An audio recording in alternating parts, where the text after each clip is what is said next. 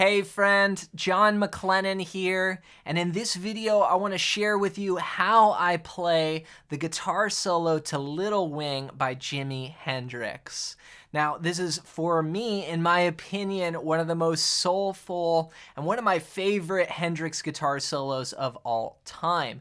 Now I'm going to be tuned down a half step, so I've got my Strat, I'm tuned down a half step, and I'm going to walk you through it lick by lick. So let's get straight into it here. The first phrase starts out on the 15th fret of the second string. We just bend that up a whole step. It goes.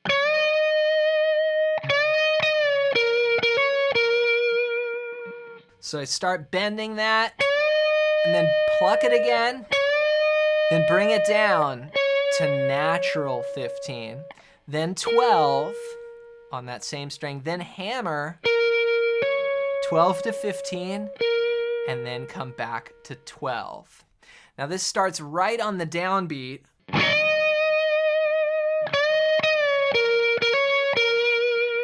So that's the first lick, and I'm gonna walk you through this entire solo phrase by phrase.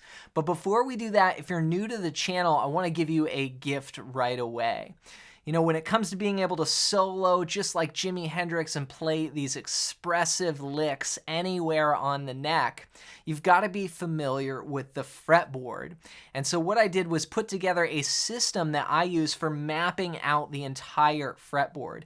I used just 5 chords and 5 scales, and these are the exact scales and patterns that you'll see in this solo. In fact, all the famous players that I've studied and run into use this. So I want to give it to you completely for free. Just go to johnmclennan.com/fretboard guide and you can grab that as my gift to you. All right, so that's the first lick, and we're bending in. Then we go back up to 15 on the second string, bend it up, bring it down, and then play 12 on the third string.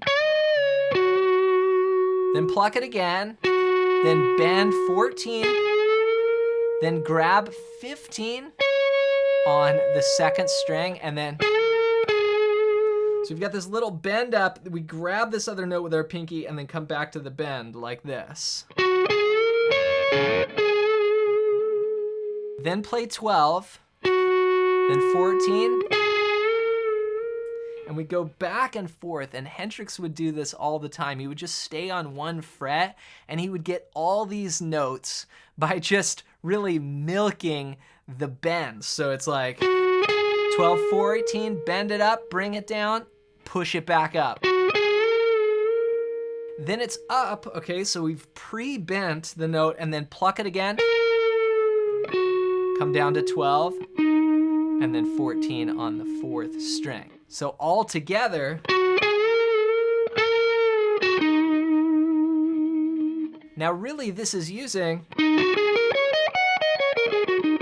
something called the E minor pentatonic scale. And again, you'll see how I lay out the pentatonic scales on the neck on my fretboard guide. So from there, we're on that 14 of the fourth string, and we play 12, 14 on the third string, bend it up, and then come back to 12, and then 14. Then play 14 on the fourth string, hammer 12 to 14 on the third string, and then slide 12 to 14. And this is kind of a tricky little fingering that Hendrix does here, but you hear him sliding, but he's still kind of staying in the same area. So he goes like,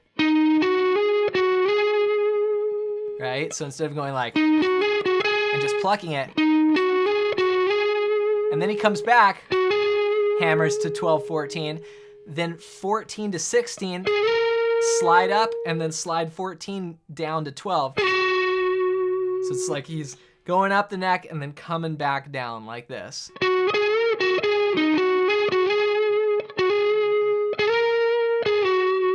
Then he bends. This is 14 on the third string. It goes up, and then it comes down, and then. Okay, and this is a little theme here. a little repetitive figure. You play the 12th fret on the 2nd string, you do a quick hammer on to 13, and then you pull off. So the repetitive figure is like just 13 pull off to 12 on the 2nd string 3 times. But the first time you do a hammer on grace note into it, like, and then play 12 on the 3rd string. So when I grab this lick here, I'm kind of already in position to roll to that 3rd string. And you can let them ring over. You know, you just don't want to go and then have to jump like that. You want to kind of get them both by thinking ahead. And then bend 15, 2nd string, and then it goes up and then comes down. Now for me, this is one of the most incredible things about Hendrix is the way that he would bend, and it had a psychedelic, bluesy, just really expressive way of playing where you're almost just floating, you know, through the solo, like. All right, so that's the first 6 bars. So what I'm gonna do is just put it together so you can hear these licks strung back to back so far. Here we go. 3, 4.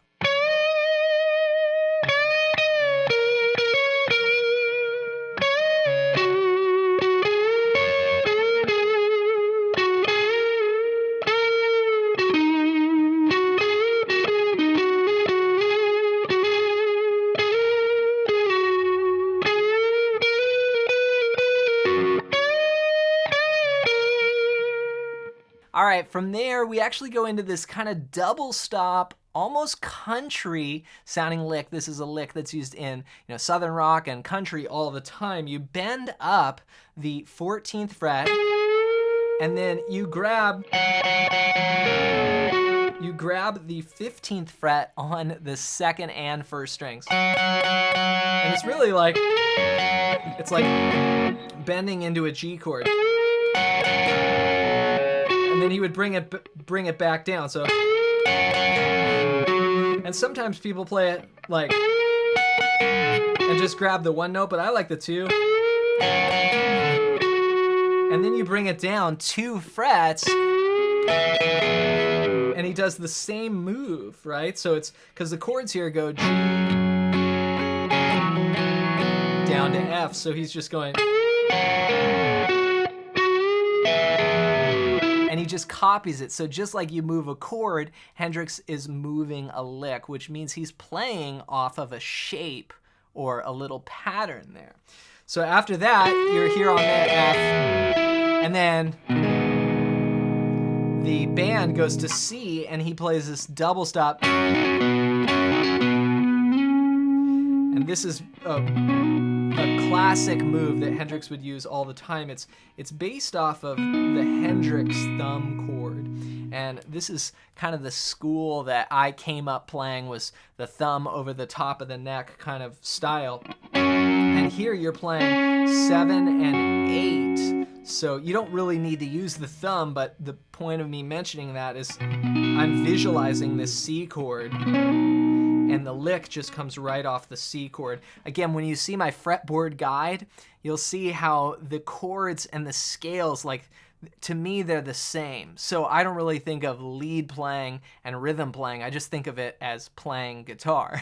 So here you've got 7 on the 3rd string and 8 on the 2nd string. And what you do is you play those 2 notes, and then you do a quick hammer pull from 7 to 9 on the 3rd string. And then you play 10 on the 4th string. And really it's a C, like, add 9 chord.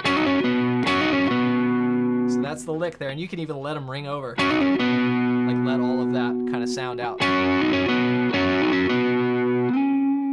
Okay, then you slide it up. Because again, the band's going from C to D, C to D. Right? So I slid the whole shape there, but really on the recording you just hear kind of the root note. And then he does another little lick. And that's just, again, playing off of that. This is now a D add 9. So I'm on the 9th fret, the 10th fret there. And you move up 9, 11, slide into 12, kind of like a little sus, right? Like even in the beginning.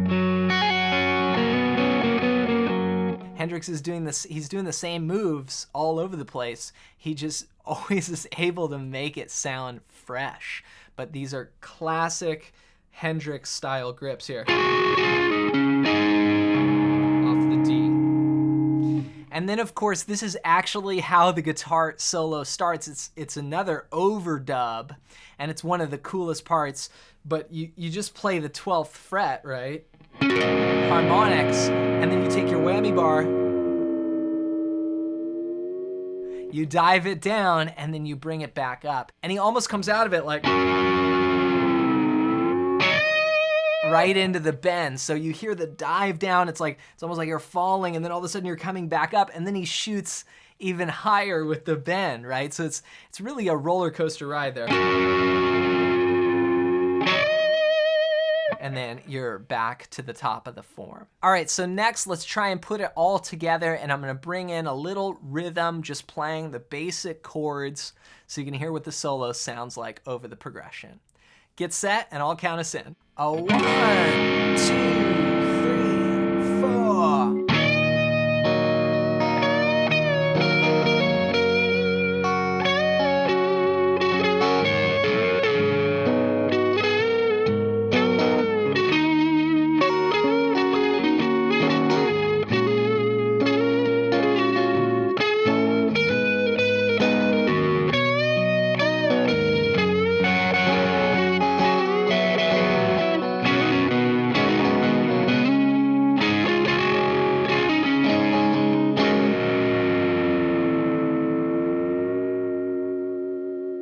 And then you go back to the top of the form there. So take your time with this solo.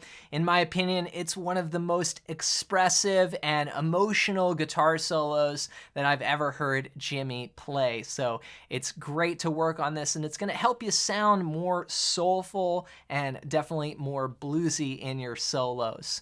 And remember, to help you put this together even more, be sure to grab my ultimate fretboard guide at the first link down below. And this is going to show you the 5 patterns you need to know to map out your entire fretboard and give you a framework so when you look down at the neck, you don't feel confused and you're able to go up and down with ease and not have any areas of the guitar where you don't feel comfortable. Like maybe you're good playing in one part, but you don't feel comfortable going anywhere. So grab this fretboard guide. It's really gonna help you out. All you gotta do is go to johnmclennan.com/fretboard guide, or I made it easy for you. Just click that first link down below.